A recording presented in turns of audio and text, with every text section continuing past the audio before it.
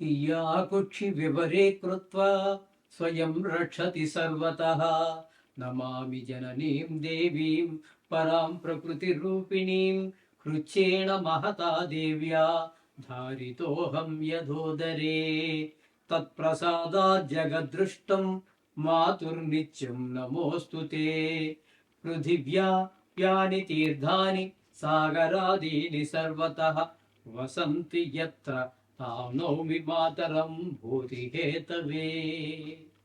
మాతృదేవో భవ పితృదేవో భవ.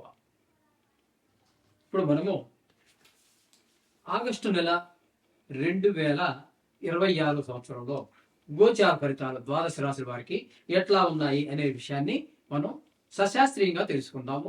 శాస్త్రం కాకుండా ఒక్క మాట కూడా ఉండదండి. మిమ్మల్ని ఆనందపరచడం కోసం ఏవో లేనిపోరి మీకు లక్షలు వస్తాయి, కోట్లు వస్తాయి, నువ్వు కోటీశ్వరుడు అయిపోతావు, పిల్ల పెళ్ళి అయిపోతుంది, వెనకాల 5 అమ్మాయిలు పడుతున్నారు, ఇలాంటివి ఏమీ ఉండవండి. శాస్త్రం ఎంతవరకు చెప్పిందో అంతవరకే. రాశి పెట్టుకుని బల్ల బుద్ధి చెబుతున్నా హరి హరాదులు, ఈ బోడిగాడు చెప్పేదానికి హరి విష్ణువు, హరుడు అంటే శివుడు, వీళ్ళు కూడా తప్పించలేరట. ఇలాంటివన్నీ ఏం ఉండవండి. శాస్త్రం చెప్పినంత వరకు నేను చెప్తాను. అందుచేత మీరు శాస్త్రమే కావాలనుకుంటే దీన్ని చూడండి మా ఛానల్స్. మిగతావి మీకు అలాంటి ఆనందాన్ని ఇచ్చేవి, చెవులకి ఆనందం, మనసుకి ఆనందం 5 నిమిషాలే, తర్వాత ఏముండదు. అది తర్వాత ఏడ్పే. ఎందుకంటే మీరు దానికోసం ఎదురు చూసి డిసప్పాయింట్ అయిపోతాం, నిరాశ చెందుతాం, తర్వాత అంత దానివల్ల ప్రయోజనం. కాబట్టి శాస్త్రం కావాలంటే మాత్రం ఇప్పుడు మన ఛానల్ ఏ ఛానల్లో మీరు చూస్తున్నారో దీన్ని సబ్స్క్రైబ్ చేసుకోండి. మీరు యథార్థాన్ని తెలుసుకోండి చాలు. కర్కాటక రాశి వారికి తుమ్ముడు ఆగేసి ఉంటుందా? కట్ చేసుకుంటాను. తుమ్ముడు దగ్గర కామనే. కర్కాటక రాశి వారికి ఆగస్టు నెల 2026 సంవత్సరం గోచార ఫలితాలు ఏ విధంగా ఉన్నాయో తెలుసుకునే ప్రయత్నం చేద్దాము. అందులో వచ్చేటువంటి లాభాలు ఇచ్చేటువంటివి, మనకు అనుకూలంగా ఉన్న గ్రహాలు మరింత అనుకూలంగా ఎలా మార్చుకోవాలి, వ్యతిరేక ఫలితాలు ఇచ్చేటటువంటి వాటిని ఏ విధంగా ప్రసన్నం చేసుకుని వాటి యొక్క దుష్ప్రభావం నుంచి బయటపడాలి అనే విషయాన్ని కూడా మనం చెప్పుకుందాము. ఇక్కడ కర్కాటక రాశి వారికి రవి యొక్క సంచారం తీసుకున్నట్టయితే 17వ తారీఖు వరకు జన్మంలోను, తదుపరి 14వ తారీఖు వరకు 2వ స్థానం అయినటువంటి సింహంలోనూ సంచారం చేస్తున్నారు. ఇక్కడ మొత్తం మీద రవి జన్మంలో కానీ లేదా ద్వితీయ స్థానంలో కానీ పూర్తి వ్యతిరేక ఫలితాలే ఉన్నాయి. ధనానికి లోటు వచ్చేటువంటి అవకాశం ఉంటుంది. అలాగే కొంచెం కుటుంబంలో కూడా ఆహ్లాదకరమైన పరిస్థితి ఉండదు. జన్మల్లో ఉన్నప్పుడు కొంచెం చెడు ఆలోచనల వైపు వాటికేసి మనసు మళ్ళేటటువంటి అవకాశం రవి వల్ల కలుగుతోంది. ఇకపోతే ఇదే కర్కాటక రాశిలో గురువు యొక్క సంచారం నెలంతా ఉంటుంది. ఈయన జన్మల్లోనే గురు సంచారం అనేది కూడా అంత శుభ ఫలితాలు అయితే ఇవ్వదు. చెడు ఆలోచనల వైపు, చెడు ప్రవర్తన వైపు ఎక్కువగా మలుతూ ఉంటుంది. అయితే నైసర్గికంగా శుభగ్రహం కాబట్టి మిగతా గ్రహాలు అంటే నైసర్గికంగా దుష్టగ్రహాలు ఇచ్చినంత చెడు ప్రభావాన్ని చూపించరు, నైసర్గిక శుభగ్రహం కాబట్టి. ఓకే, గురువు. ఇకపోతే బుధుని యొక్క సంచారం తీసుకుందాం. బుధుని యొక్క సంచారము వెనక రాశి అయినటువంటి ఈ మిథునంలో ఒక 5 రోజులు, వ్యయ స్థానంలో 5 రోజులు, ఇక్కడ జన్మంలో 26 రోజులు. ఈ 2 స్థానాలలో కూడా ఆయన వ్యతిరేక ఫలితాలే ఇస్తాడు.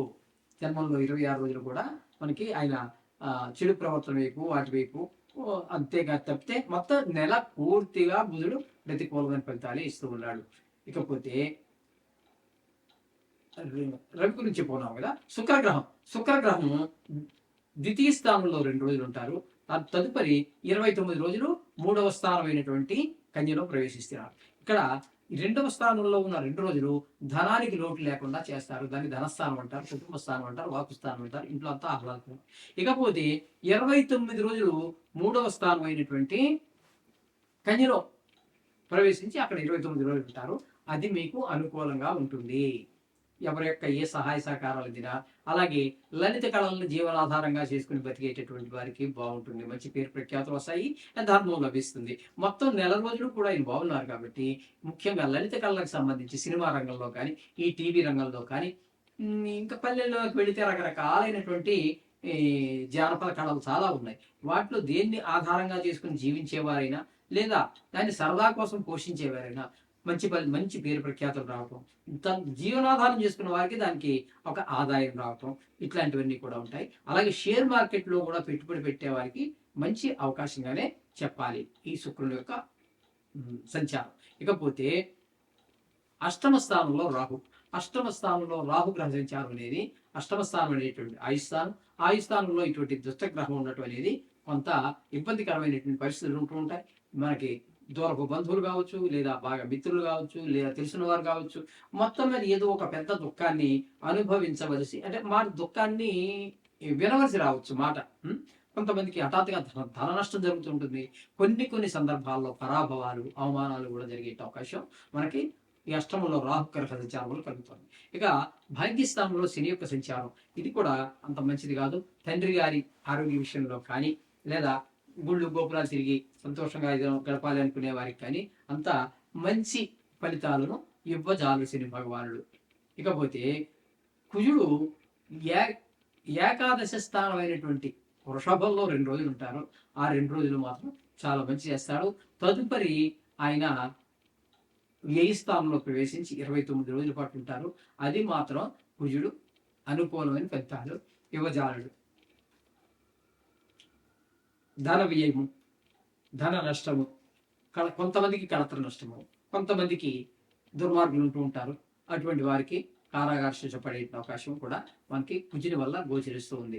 ఈ విధమైన ఫలితాలన్నీ కూడా మనం కర్కాటక రాశి వారికి సంభవించే అవకాశం ఉంది. కాబట్టి మంచి మనకి ఉపకారం చేసేటటువంటివి, మనకు ఉపయోగపడేటటువంటి గ్రహాలు ఈ జపం రోజు నవగ్రహ మంత్ర జపం చేసుకోవడం ద్వారా మరింత అనుకూలంగా, వ్యతిరేకంగా ఉన్న కూడా వాటి యొక్క ప్రభావం చాలా వరకు తగ్గి మీకు అనుకూలమైన ఫలితాలు రావడానికి అవకాశం ఉంటుంది. కాబట్టి ఆ విధంగా చేయండి. శుభం భూయాలు.